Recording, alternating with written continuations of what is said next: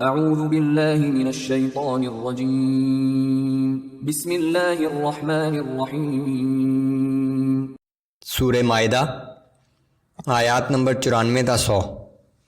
ایک خاص موقع پر اہل ایمان کی شکار سے آزمائش، حالت احرام میں خشکی کے شکار کی ممانعت اور ایسا کرنے والوں کے لیے کفارہ، حالت احرام میں پانی کے شکار کی اجازت۔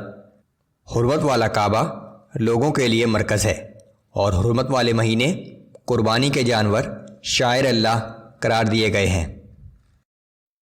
اعوذ باللہ من الشیطان الرجیم۔ یا ایہا الذین آمنوا لیبلونکم اللہ بشیء من الصید تناله أيديكم ورماحكم ليعلم الله من يخافه بالغيب فمن اعتدى بعد ذلك فله عذاب أليم۔ اے ایمان والو، اللہ تمہیں اس شکار کے ذریعے سے سخت آزمائش میں ڈالے گا جو بالکل تمہارے ہاتھوں اور نیزوں کی زد میں ہوگا، یہ دیکھنے کے لیے کہ تم میں سے کون اللہ سے بن دیکھے ڈرتا ہے۔ پھر اس حکم میں ممانعت کے بعد بھی جس نے اللہ کی حدود سے تجاوز کیا اس کے لیے دردناک عذاب ہے۔ یا ایہا الذین آمنوا لا تقتلوا الصید وانتم حرم۔ اے ایمان والو، جب تم احرام کی حالت میں ہو تو کسی شکار کو نہ مارو۔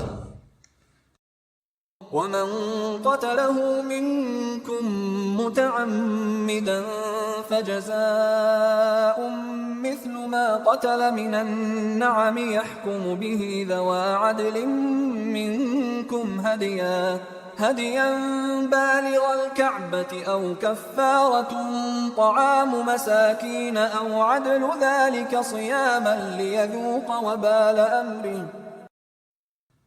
اور اگر تم میں سے کوئی شخص جان بوجھ کر ایسا کر گزرے تو جو جانور اس نے مارا ہو اسی کے ہم پلہ ایک جانور چوپایوں میں سے فدیے کے طور پر دینا ہوگا، جس کا فیصلہ تم میں سے 2 عادل آدمی کریں گے، اور یہ جانور کعبہ لے جا کر قربان کیا جائے یا کفارے میں جانور کی قیمت کے برابر کھانا مساکین کو دیا جائے یا مساکین کی تعداد کے برابر روزے رکھے جائیں، یہ اس لیے کہ وہ اپنے غلط کام کی سزا چکھے۔ عفا اللہ عما سلف ومن عاد فینتقم اللہ منہ واللہ عزیز ذو انتقام۔ جو کچھ اس حکم سے پہلے ہو چکا اللہ نے اسے معاف کر دیا، لیکن جو اب اس کا اعادہ کرے گا تو اللہ اس سے بدلہ لے گا، اور یہ جان لو کہ اللہ بہت زبردست ہے اور بدلہ لینے کی طاقت رکھتا ہے۔ احل لکم صید البحر وطعامه متاعا لکم وللسیارہ وحرم علیکم صید البر ما دمتم حرما واتقوا اللہ الذی الیہ تحشرون۔ تمہارے لیے پانی کا شکار کرنا اور اس کا کھانا حلال کر دیا گیا، قیام کے دوران بھی اور سفر کے دوران بھی، البتہ خشکی کا شکار جب تک تم احرام کی حالت میں ہو تم پر حرام کیا گیا ہے، اور اس اللہ سے ڈرتے رہو جس کی بارگاہ میں تم سب جمع کیے جاؤ گے۔ جعل اللہ الکعبۃ البیت الحرام قیاما للناس والشہر الحرام والہدی والقلائد۔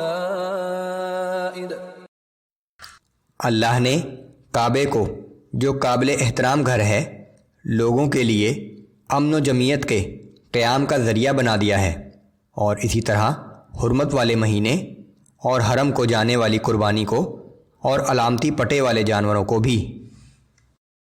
ذلك لتعلموا ان اللہ يعلم ما في السماوات وما في الارض وان اللہ بكل شيء علیم۔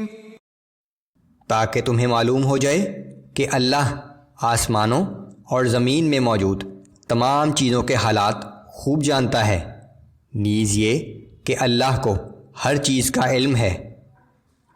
اعلموا ان اللہ شدید العقاب وان اللہ غفور رحیم۔